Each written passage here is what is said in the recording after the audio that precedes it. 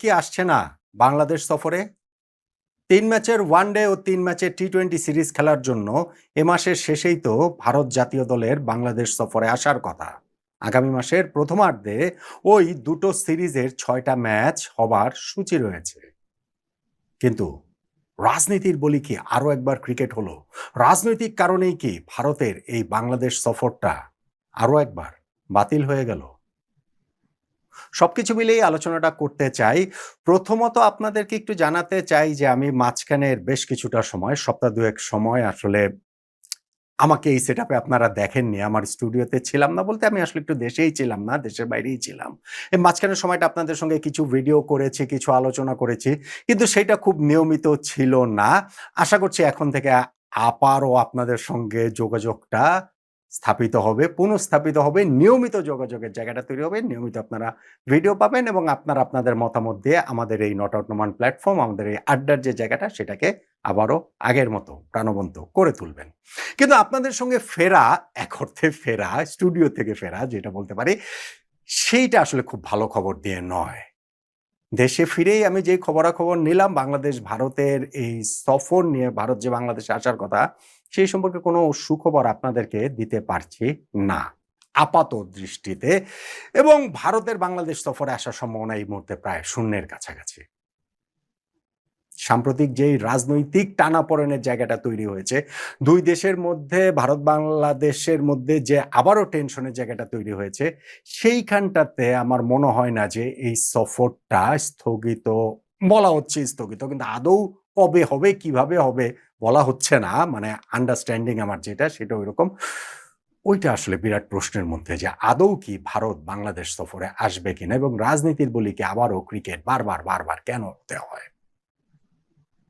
ভারতের এই বাংলাদেশ সফরে আসার কথা ছিল গত বছর আগস্ট মাসে। ২০২৫-এর আগস্টের সেই সফরটা হবে না। আমি অনেক আগে থেকেই সেটা বলছিলাম। কেননা ২ দেশের মধ্যকার যে রাজনৈতিক সম্পর্কটা ছিল, যেই সমীকরণের জায়গা ছিল, বাংলাদেশে তখন অন্তর্বর্তীকালীন সরকার ছিল, তাদের সঙ্গে ভারত সরকারের যে সম্পর্কের জায়গাটা ছিল, তাতে ওই সফর হওয়াটা সম্ভব না। মানে আক্ষরিক অর্থেই, বাস্তবিক অর্থেই সম্ভব ছিল বলে আমার কাছে মনে হয় না। কিন্তু এই বছরের সফরটা হওয়ার অবশ্যই সম্ভব ছিল। গত আগস্টের সফরটা এই ২০২৬-এর সেপ্টেম্বরে পিছিয়ে নিয়ে যাওয়া হয় এবং এই আগস্টের ২৮ তারিখ এবছরের ভারতের বাংলাদেশ সফরে আসার কথা ছিল। সেপ্টেম্বরের ১, ৩ ও ৬ তারিখে ৩টা ওয়ানডে হওয়ার কথা ছিল। ৯, ১২ এবং ১৩ তারিখে ৩টা টি-২০ হওয়ার কথা ছিল। মাঝখানের সময় যদি আপনাদের মনে হয় যে অনেক কিছু আপনারা মানে ওই যে কি বলা চলে যে সফরটা আসলে ৩ ম্যাচের ওয়ানডে, ৩ ম্যাচের টি-২০ সিরিজ না হয়ে কোনো একটা ফরম্যাটে সব খেলা হবে, সব খেলা ঢাকার হবে, এইসব আলোচনা অবান্তর। কেননা ধরেন ভাই, আগে তো সফরে গ্রিন সিগন্যালটা পেতে হবে। তারপরে না হিসাব নিকাশ হবে যে কত দিনের সফর হবে, কোন ফরম্যাটে হবে, ফরম্যাট চেঞ্জ করা যায় কিনা। ফলে ওইসব আলোচনার মধ্যেই ভারত এবং বাংলাদেশ ঢোকার সুযোগই পায় নাই। একেবারে সুযোগ পায় নাই। বরং বাংলাদেশ ক্রিকেট বোর্ড এবং ভারতীয় ক্রিকেট বোর্ড এনগেজ ছিল যে সফরটা আয়োজন করা যায় কেন, এবং আই ক্যান অ্যাসিউর ইউ যে ২ দেশের ক্রিকেট বোর্ডই এই বিষয়ে ভীষণ রকমের আন্তরিক ছিল। গত বছরের বাস্তবতার কথা আমি বলছিলাম যে না, ভারতের বাংলাদেশ সফরে এই সময় তারা আসবে না এটা ধরে নেওয়াই গিয়েছিল। কিন্তু এই বছর সিচুয়েশনটা এরকম ছিল না। বাংলাদেশে এই বছর ওই অন্তর্বর্তীকালীন সরকার চলে গিয়েছে, একটা নির্বাচিত সরকার দায়িত্বে এসেছে। বাংলাদেশ ক্রিকেট বোর্ডেও, তখনকার ক্রিকেট বোর্ডের সঙ্গে পাকিস্তান ক্রিকেট বোর্ডের ধরম মহরমের হিসাব নিকাশ আমরা জানি। ফলে এইবার তো সেইটাও নেই, নির্বাচিত একটা ক্রিকেট বোর্ড এসেছেন তামিম ইকবালের নেতৃত্বাধীন, এবং সেইখানেও ভারতীয় বোর্ডের সঙ্গে বাংলাদেশ ক্রিকেট বোর্ডের সম্পর্কের জায়গাটাও মানোন্নয়নের ক্ষেত্রে অনেকখানি কার্যকর ভূমিকা রাখছিল। আইসিসি সবাই যোগ দিয়ে এই বাংলাদেশ ক্রিকেট বোর্ডের প্রেসিডেন্ট তামিম ইকবালের সঙ্গে ধরেন হচ্ছে কি যে ভারতীয় ক্রিকেট কর্তা বলেন, আইসিসির কর্তা বলেন, সেই জয় সাদের সঙ্গে সেই আলোচনা হয়েছে।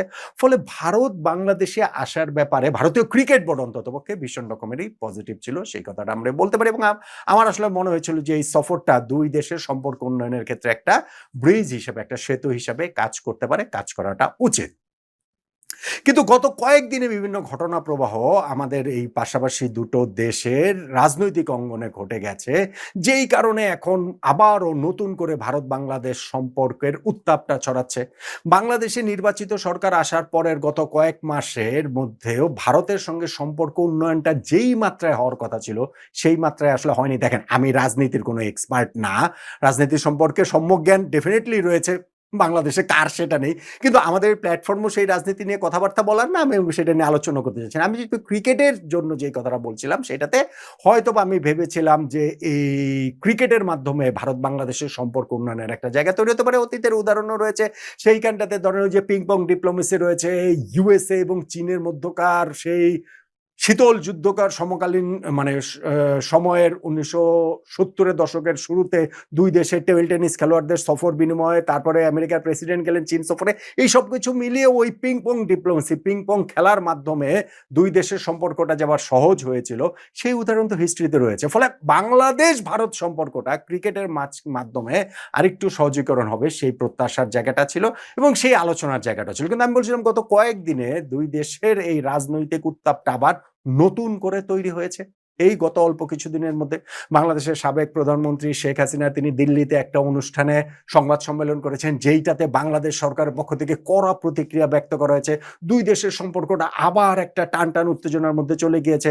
বাংলাদেশের বর্তমান প্রধানমন্ত্রী তারেক রহমানের ভারত সফরে যাবার কথা না, আসলে তাকে আমন্ত্রণ জানানো হয়েছে ভারতের নয়াদিল্লিতে সেপ্টেম্বরের ১১-১২ তারিখে যে ব্রিক্স সম্মেলন সেইখানে যোগদানের জন্য, এবং এই সাম্প্রতিক ডেভেলপমেন্টে তিনি যাবেন না বলেই খবরাখবর বেরোচ্ছে। বিভিন্ন পত্রপত্রিকাতে আমরা সেই খবর দেখতে পাচ্ছি। ফলে বাংলাদেশের প্রধানমন্ত্রী ভারতের নয়াদিল্লিতে ব্রিক্স সম্মেলনে যাচ্ছেন না, ভারত জাতীয় ক্রিকেট দল ওই একই সময়ে বাংলাদেশ সফরে আসলে আসেটা কিভাবে? মানে আমার সিম্পল হিসাব রাজনীতিকে খেলার সঙ্গে মিলিয়ে হিসাবটা হচ্ছে গিয়ে এইরকমই। ভারতের যেই মানে ঢাকায় নতুন যে তারা রাষ্ট্রদূত নিয়োগ করেছেন, সেই তিনি আগামীকালকে বাংলাদেশের প্রধানমন্ত্রীর সঙ্গে তার বৈঠক হওয়ার কথা। আজকেই ইনফ্যাক্ট বাংলাদেশের পররাষ্ট্রমন্ত্রীর সঙ্গে বৈঠক হওয়ার কথা। সেই বৈঠকের আউটকামে কতটা কি আসবে আমরা ঠিক জানি না। কিন্তু ক্রিকেট যে সেখানে খুব একটা প্রাধান্য পাবে না সেটা আসলে বলা যায়। এবং আমি বাংলাদেশ ক্রিকেট বোর্ডেও আসলে খবরাখবর নিয়ে যেটা জানলাম যে তাদের ভেতরেও এক ধরনের একটা মানে আশার জায়গাটা এখন কম, হতাশার জায়গাটাই বেশি। যে ভারত বাংলাদেশ সফরে আসছে না। কেননা এই জিনিসটা আমরা তামিম ইকবালকে দেখেছি, বোর্ড প্রেসিডেন্ট, তিনি প্রেস কনফারেন্সে বলেছেন যে আমার একটা লিমিট আছে, আমার একটা সীমা রয়েছে, আমি সেই সীমাটা তো অতিক্রম করতে পারি না। তার জায়গা থেকে তিনি সর্বোচ্চ চেষ্টা করেছেন। সেই সর্বোচ্চ চেষ্টার অংশ হিসাবে ভারত ক্রিকেট বোর্ডের সঙ্গে সম্পর্ক উন্নয়নের কথা বলুন, বা ওই নিয়মিত যোগাযোগের কথা বলুন, কিংবা আইসিসির সঙ্গে যোগাযোগের কথা বলুন, কিছুই আসলে ঠিক ছিল। কিন্তু বাংলাদেশ এবং ভারত এই ২ দেশের সরকারের মধ্যেকার যে সম্পর্ক, আন্তঃরাষ্ট্রীয় যে সম্পর্ক, সেইখানটাতে তো আর হস্তক্ষেপের এখতিয়ার ক্রিকেটের নেই, ক্রিকেট বোর্ডের নেই, বোর্ড প্রেসিডেন্ট তামিম ইকবালের নেই। ফলে তারা ওই জায়গাটাতে আসলে কি করতে পারেন?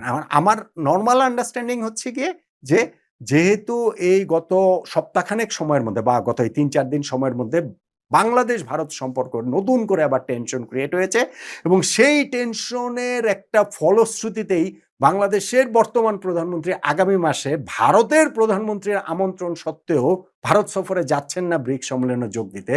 ফলে ভারত জাতীয় ক্রিকেট দলও বাংলাদেশ সফরে এই সময়টাতে আসবে না বলেই মনে হচ্ছে, এবং বাংলাদেশ ক্রিকেট বোর্ডের ভেতরের জায়গা থেকেও তারা আসলে এই পরিস্থিতির কাছে নিজেদেরকে আসলে একটা অসহায় তারা মনে করছেন। তারা আসলে এক ধরনের রিজাইনই করে দিয়েছেন, মানে আত্মসমর্পণই করেছেন যে না, ভারত আসলে বাংলাদেশে আসে না। কেননা এর মধ্যে আরো অনেক কিছু জড়িত, ধরেন এই যে টিভি রাইটস এর ব্যাপার রয়েছে, সিরিজের প্রস্তুতির ব্যাপার রয়েছে, অনেক কিছুরই ব্যাপার রয়েছে। সময় আসলে কোথায়? আজকে আমরা কথা বলছি কত ৯ই আগস্ট, ভারতের বাংলাদেশে আসার কথা হচ্ছে ২৮শে আগস্ট। তার মানে সময় রয়েছে আর মাত্র ২০-২১ দিন, মানে ভারত বাংলাদেশে এলেও শিডিউল অনুযায়ী। তো এই সময়ের মধ্যে কোথায় কোনো কিছুই তো আসলে এগুচ্ছে না। এবং যদি ওই গ্রিন সিগন্যালটা না পাওয়া যায় সরকারের পক্ষ থেকে, তাহলে মানে ২ দেশের সরকারের পক্ষ থেকেই, তাহলে আসলে এই সফরটা হওয়ার আপাতত কোনো চান্স নাই। এখন সফরটা পিছিয়ে কবে হবে? হ্যাঁ, ডিসেম্বর জানুয়ারিতে বাংলাদেশে যে বিপিএল হওয়ার কথা, না হলে ওই সময় হবে কিনা, ভারতের শিডিউল ওই সময় খালি থাকে কিনা, কোন একটা সময়, এগুলা আসলে আর আসার কথা আর কত বলবো? আসার কথা বলে তো কোনো লাভ হচ্ছে না। আমি আমাদের এই প্ল্যাটফর্মের জায়গা থেকে আমি সবসময় চাই, এবং আমি সবসময় এটা বলেছি যে ভাই, ভারতের সঙ্গে বাংলাদেশের ক্রিকেট সম্পর্কটা ভালো থাকাটা খুবই জরুরি। ২টা দেশের আন্তঃরাষ্ট্রীয় সম্পর্ক ভালো থাকাটা জরুরি। ২ দেশের মানুষের সৌহার্দ্যপূর্ণ সম্পর্ক ভালো থাকাটা জরুরি। এখন ওইসব বিষয় নিয়ে তো আর বড়, বড় কথা আমার বলে লাভ নাই। আমরা শুধু ক্রিকেটের কথাই বলতে পারি, এবং সেই ক্রিকেটের জায়গা থেকে এই সফরটা হওয়া আসলে খুব প্রয়োজন বলে আমার কাছে মনে হয় যে দুই দেশের ক্রিকেট সম্পর্কটাও মাঝখানে যে একটা হুমকির মুখে পড়েছিল পাকিস্তানের এইখানটাতে, কি বলা চলে যে টি-20 বিশ্বকাপ যে আমরা খেলি নাই, ওই জায়গাটাতে পাকিস্তান ক্রিকেট বোর্ডের ভূমিকার কারণে আমাদের তৎকালীন ক্রিকেট বোর্ড আমিনুল ইসলাম বুলবুল ভাইয়ের নেতৃত্বাধীন সেই বোর্ডের ভূমিকার কারণে সেই ক্ষেত্রে আসলে ক্রিকেট সম্পর্কের জায়গায় এই সফরটা হওয়াটা আসলে খুব প্রয়োজন ছিল। কিন্তু আপাত দৃষ্টিতে যেটা মনে হচ্ছে যে ভারত বাংলাদেশে এই সফরটা করতে আসছে না। আমার কাছে মনে হয় এই মুহূর্তে সেই সম্ভাবনাটা প্রায় শূন্যের কাছাকাছি। আমি আসলে খুব আশাবাদী হয়ে 5% 10% এর বেশি আসলে দিতে পারছি না। যেই খবরাখবর আমি নিলাম, আগামী ধরেন কিছুদিনের ভিতরে খুব ড্রামাটিক কিছু যদি না হয়, দুই দেশের আন্তঃরাষ্ট্রীয় সম্পর্ক উন্নয়নের ক্ষেত্রে যদি কিছু না হয়, তাহলে ভারতের বাংলাদেশ সফরে এইবার তারা আসছে না বলেই মনে হচ্ছে। শেষ পর্যন্ত গিয়েও এই জায়গাটাতে রাজনীতিরই জয় হলো। মানে এটাকে যদি রাজনীতিবিদরা তাদের জয় বলে মনে করেন, জয় হলো। কিন্তু সেই জয় কি আপনি কোট আনকোট দিতে পারেন, কিন্তু একই সঙ্গে ক্রিকেটের যে পরাজয় হলো ওইখানে কোনো কোট আনকোটের প্রয়োজন নাই। এইটা একেবারেই